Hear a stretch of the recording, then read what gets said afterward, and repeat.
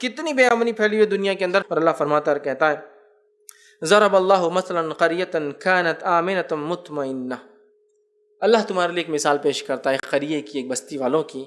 اللہ فرماتا ہے آمنت مطمئنہ، اللہ نے ہر جگہ امن و امان ان کے لیے پھیلا رکھا تھا، اور ایسا امن و امان جس سے وہ خود مطمئن تھے۔ دیکھیے دو ہوتے امن و امان، ایک بستی میں امن و امان ہے اور آپ پریشان ہیں، لیکن اللہ نے کہا آمنت، اتنا امن و امان دیا تھا کہ مطمئنہ، سیٹسفائیڈ تھے، اس سے خوش تھے کہ بہت اچھی زندگیاں گزر رہی ہے۔ پھر آگے اللہ فرماتا ہے یأتیہا رزقہا رغدا من کل مکان، اور اللہ رب العزت ہر طرف سے ان کو رزق دے رہا تھا، from every direction and every source, کھیتی باڑی کے ذریعے، کاشتکاری مطلب ایگریکلچر کے ذریعے، پانی کے برسنے کے ذریعے، مچھلیوں کا اسٹاک کر کے مچھلیوں کے ذریعے، پانی کے برسنے سے پھلدار درختوں کے اگنے کے ذریعے سے، خوب لڑکی اور خوب اولاد عطا، میں لڑکے اس لیے کہہ رہا ہوں، لڑکیوں کا پیدا ہونا کوئی بری بات نہیں ہے، لیکن اس لیے کہ اس سے انسان اپنی زور، توانائی، قوت، طاقت، فوج اپنی قائم کرتا نا، تو خوب لڑکوں کے ذریعے یہ بھی رزق ہے۔ اسی طرح ان کو خوب حکومتیں دے رہا تھا، امن و امان تھی، اور کوئی ظالم اور جابر بادشاہ ان پہ نہ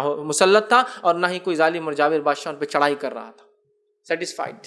تو اللہ نے کہا کہ صرف امن نہیں تھا، مطمئنہ، بہت ایک دم اطمینان میں تھے۔ رزقها رغدا من کل مکان، ہر طرف سے اللہ ان کا رزق دے رہا تھا۔ پھر فرمایا اللہ رب العزت فکفرت بانعم اللہ، اور انہوں نے پھر کفر کیا اللہ کے انعاموں سے، پھر انہوں نے ناشکری کی اللہ کی دی ہوئی نعمتوں سے، پھر انہوں نے کفر اور ناشکری، اللہ رب العزت نے جو نعمتیں دی تھی انہوں نے ناشکری کی۔ اللہ رب العزت فرماتا ہے بانعم اللہ، کہ اللہ کے انعامات کی ناشکری کی انہوں نے، نتیجہ کیا؟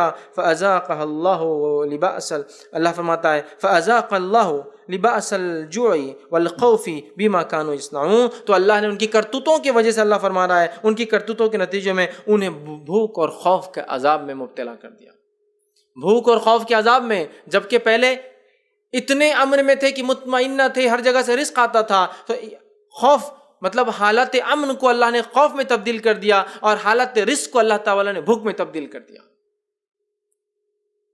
دیکھیے آپ نے دو نعمتیں، دونوں نعمتوں پہ شکر بجا نہیں لایا گیا۔ ابن قیم الجوزی رحمہ اللہ فرمایا کرتے تھے اللہ کی نعمتوں کا شکر بجا لاؤ تو نعمت باقی ہوتی ہے، اور یہی اس کی ماسٹر کی ہے کہ اگر کسی نعمت کو تم چاہتے جو اللہ نے دی باقی رہے، جاری رہے، ساری رہے، ہمیشہ رہے، دائمی رہے، تو شکر ادا کرو، شکر ادا کرو، تاکہ اللہ اس نعمت کو قائم رکھے۔ ان پر ایک نعمت تھی امن و امان کی نعمت، دوسری نعمت تھی ان کو ہر جگہ سے رزق دیتا تھا۔ یہ دو نعمتیں جس قوم کو مل جاتی ہے وہ قوم دنیا میں سب سے کامیاب قوم یاد رکھی، آخرت کے اعتبار سے نہیں کر رہا، دنیا کے اعتبار سے، اور ایمان کے ساتھ اگر دو نعمتیں ہیں تو پھر آخرت میں بھی کامیاب۔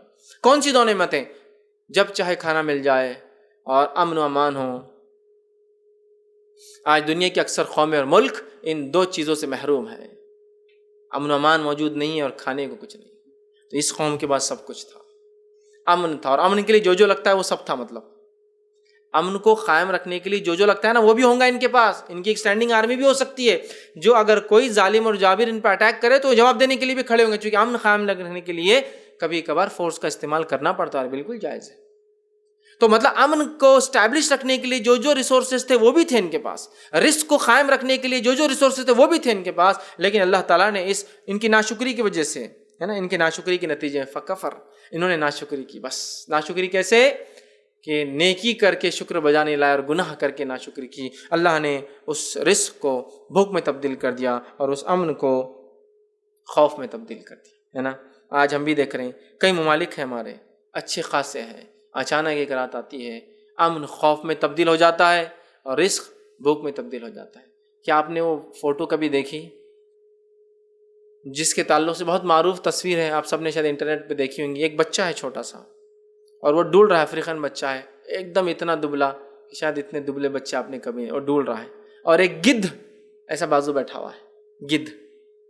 یہ یوگانڈا کے ایک علاقے میں لی گئی فوٹو تھی جو مسلم علاقہ ہے، اور لینے والا ایک فرینچ جو ہے جرنلسٹ تھا، اس نے فوٹو لی تھی، اور وہاں اس کا کہنا تھا کئی لاشیں پہلے سے بچھی تھی، انسان ایسے ہی مرتے تھے، مرنے کے بعد گدھ ان کو کھا لیتے تھے۔ اب یہ گدھ انتظار میں تھا یہ بچہ کب مرے گا اور وہ اس کو کھا لے گا، صرف بھوک کی وجہ سے۔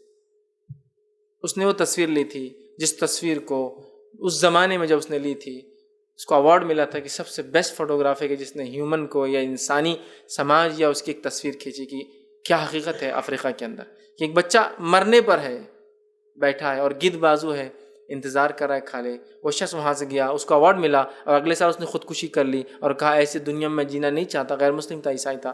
جس دنیا میں انسان مر رہے ہیں اور گدھ دیکھ رہا ہے, اور دوسری طرف ہمارے ملک یورپ اور امریکہ کا یہ حال ہے کہ ہم رزق کو سمندروں میں پھینکتے, زیادتی کی وجہ سے پھینک دیتے ہیں اناج کو. یہ دنیا صحیح سسٹم اور نظام پہ نہیں چل رہی. جہاں ایک ملک اتنا زائد ہے کہ سمندروں میں پھینکا جا رہا ہے اناج, لیکن غریبوں کو نہیں دیا جا رہا, چونکہ اگر وہ آگے بڑھ گئے تو ریشیلی جینیٹیکلی بلیکس جو ہے وائٹ سے مضبوط ہوتے ہیں, قومی اعتبار سے مضبوط ہے اور جینیٹیکلی بہت اسٹرانگ ہوتے ہیں, اس لیے اتنے سخت اور رگڈ علاقوں میں دنیا کی زندگیاں گزارتے ہیں آسانی. تو ان گوروں کو نہ اللہ کے نزدیک گورا افضل ہے, نہ کالا جو ہے کوئی مفضول ہے. اللہ کے نزدیک سب برابر تقویٰ, لیکن ان کو ڈر لگتا ہے کہ اگر ان کی مدد کریں گے تو نسلیں ہم پر حاوی ہو جائیں گی. ان کو اتنا دبایا گیا صدیوں سے, تو یہ ہم پر آج حاوی ہے. جینیٹیکلی ہم سے اسٹرانگ ہے, یہ ہم سے زیادہ سخت علاقوں میں جیتے ہیں, ان کی نسلیں ہم سے آگے بڑھ سکتی ہے, تو لہٰذا ان کے ملکوں کو تھرڈ ورلڈ کنٹری ڈکلیئر کر دیا گیا.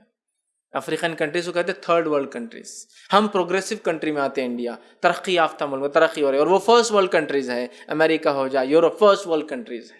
یہ کس نے گریڈنگ دی ان کو ہی پتہ ہے, واللہ عالم, لیکن وہ کرتے ہیں. اور جس کے تحت ان نسلوں کو دبایا جاتا ہے. اور ہم لوگوں کو بھی افریقہ والے تو کیا تصور آتا ہے, افریقہ والے تو کیا تصور آتا ہے, جنگلی, وحشی, ننگے, غلیظ, کالے, سب سے برے, سب سے درندگی پسند لوگ دنیا کے ہیں نا, یہی آتا ہے نا. جبکہ آپ کو سوچنا چاہیے کہیں ایسا نہ ہو کہ کوئی چیز ہم بک تو رہے ہیں, ہم خود اس کو سمجھ نہیں پا رہے ہیں. آپ کو یہ سوچنا چاہیے کہ دنیا کا اگر کوئی کانٹیننٹ بر عظیم ہے جس کو اونلی مسلم کانٹیننٹ کہا جاتا ہے, صرف مسلمان کانٹیننٹ, تو افریقہ ہے. اس کے اندر 25 مسلم ملک ہیں.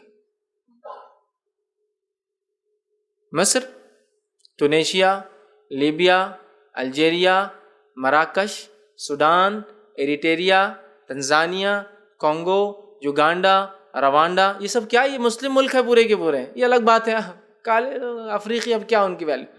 کہ ایسا نہ ہو کوئی ہمارے خلاف, ہمارے بھائیوں کے خلاف ایک چال چلتا اور ہم بھی اس میں شامل ہو کہ ہاں ارے سب سے غلط. پوری دنیا میں یہی امیج ہے نا افریقہ کی. تو اس ملک کو اس نے کہا میں ایسی زندگی دنیا میں نہیں رہ سکتا جس میں ایک طرف ایک ملک اپنے ریسورسز کو ضائع کرتا اور ایک طرف گدھ انتظار کرتے ہیں انسانوں کے مرنے کا, اور اس کے بعد وہ کھا لیتے ہیں. گدھ سمجھتے ہیں نا, ولچر, چیل ہوتی ہے ایک بڑی جو مردہ جب مر جاتی ہے چیزیں تو ان کے اوپر سے وہ جو ہے گوشت کھاتی ہے نکال کر. تو اندازہ لگائیے. تو یہ حالت ہے یاد رکھیے بھوکمری کی. اور یہ اللہ رب العزت تب یہ حالت پیدا کرتا ہے جب ہم گناہ اور معصیت کرتے ہیں. یاد رکھیے. پھر میں دوبارہ دہراؤں, وہ لوگ جو اس گناہ کے اندر یا جو سزا کے اندر ہے, ضروری نہیں کہ وہ سارے گناہ گار ہو, لیکن اللہ تعالیٰ جب ایسے گناہ عذاب لاتا ہے وجہ کہیں نہ کہیں معصیت اور گناہ ہوتی ہے. یاد رکھیے. چوتھی چیز جو گناہ کرنے. السلام علیکم ورحمۃ اللہ وبرکاتہ. ناظرین, اگر آپ کو اس ویڈیو سے کچھ فائدہ ہوا ہے اور آپ کو لگتا ہے کہ اس ویڈیو سے دوسرے فائدہ اٹھا سکتے ہیں, تو میں آپ سے گزارش کروں گا, اپیل کروں گا کہ آپ ضرور ہمارا تعاون کریں تاکہ ہم ایسے ویڈیوز اور بنا سکیں اور اس سے آپ اور دیگر لوگ جو ہے فائدہ اٹھا سکیں. آپ اپنا تعاون, اپنا ڈونیشن ہمارے بینک اکاؤنٹ یا ویسٹرن یونین اور دیگر اس قسم کے موڈ سے بھی بھیج سکتے ہیں.